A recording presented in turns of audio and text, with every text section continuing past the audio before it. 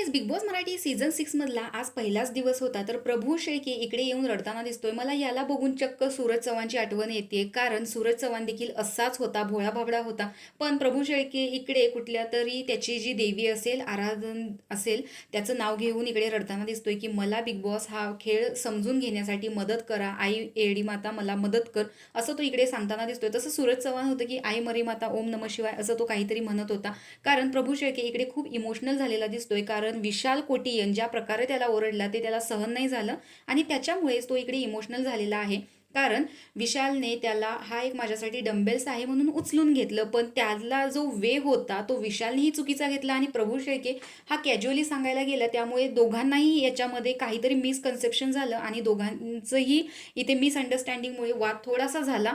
पण तो प्रभू शेळकेला खूपच लागला, कारण एकतर त्याची जी काही शारीरिक कंडिशन आहे ती असेल आणि त्यावरती विशाल ज्या पद्धतीने बोलला त्याला कंट्रोल नाही झालं, त्यामुळे इकडे तो सर्व प्रेक्षकांना हात जोडतोय की मला मदत करा, बिग बॉस मला हेल्प करा. तर इकडे सगळे कंटेस्टंट एकमेकांना समजून घेण्याचा प्रयत्न करतायत, त्यांच्या पर्सनल लाईफविषयी बोलताना दिसत आहेत.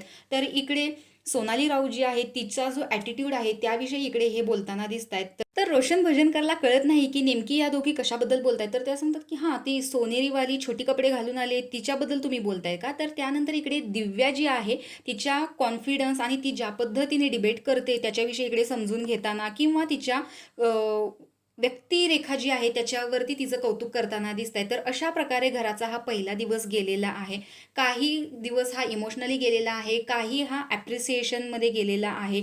तर सोनाली राऊत आज जास्तच ॲटिट्यूड दाखवते. तिचा हा ॲटिट्यूड जो आहे तो भांडण लावण्याचा देखील आहे, अशी इकडे चर्चा आहे. तर सोनाली राऊतबद्दल यांचं जे मत आहे हेच तुम्हाला देखील वाटतं का? हे कमेंट बॉक्समध्ये नक्की सांगा. आणि आज जे झालेलं आहे त्यावरून विशाल कोटियनचा स्वभाव तुम्हाला कसा वाटला हे सांगायला विसरू नका. तर अशाच बिग बॉसच्या न्यू अपडेटसाठी आपल्या चॅनलला नक्की सबस्क्राईब करा. तोपर्यंत बाय.